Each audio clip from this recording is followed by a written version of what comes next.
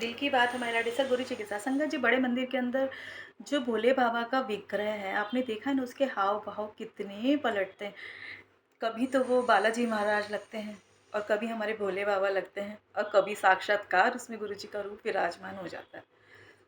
लेकिन संगत जी, उस विग्रह की जो सबसे प्यारी खासियत है ना, कि वो ये है कि गुरु जी का जो भोले बाबा का पैर है, वो एक पैर ऐसे है और एक पैर ऐसे है।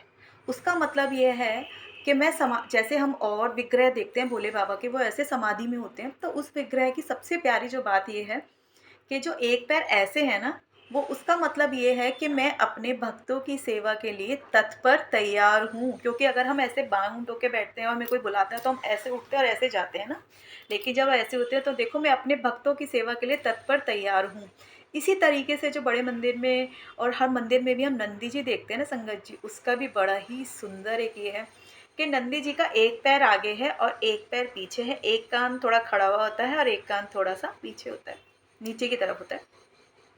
और वो भोले बाबा के मैसेंजर हैं, समझ रहे हैं। नंदी जी जब भी हमें कोई बात कहनी होती है तो वो उनके पर्सनल असिस्टेंट है, उनके कान में जाके कहते हैं तो वो बात वहाँ तक पहुँचती है। तो नंदी जी का भी यही है कि सेवा पे खड़े हुए हैं, क्योंकि नंदी जी हैं, बहुत रेयर है। जैसे महाकाल के जो नंदी जी हैं, वो चांदी के नंदी जी बाहर खड़े हुए हैं ना, बाहर की तरफ है। तो उसका एक बड़ा प्यारा सा सत्संग है जो मुझे याद आया। जब हमें अपनी गद्दी स्थापित करी थी तो हमारे को गुरुजी ने कहा कि मुझे मेरा नंदी मंगवा दो, मुझे सत्संग में जाना होता है तो मैं कैसे जाऊँगा। तो हमने बड़े मंदिर से क्या राजवीर अंकल का नंबर लिया और उन्हें कॉल किया इंदौर।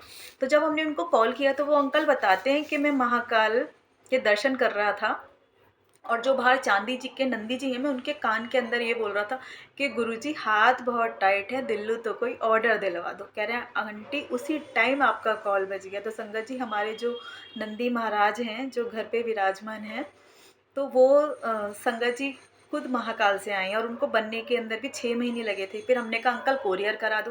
कह रहे आंटी आपके अंदर इतनी हिम्मत है कि आप भगवान को कोरियर करा सकते हैं। कह रहे हम लेके आएंगे, तो जो भी आना जाना लगेगा और जो भी सेवा है वो हम आपको बता देंगे।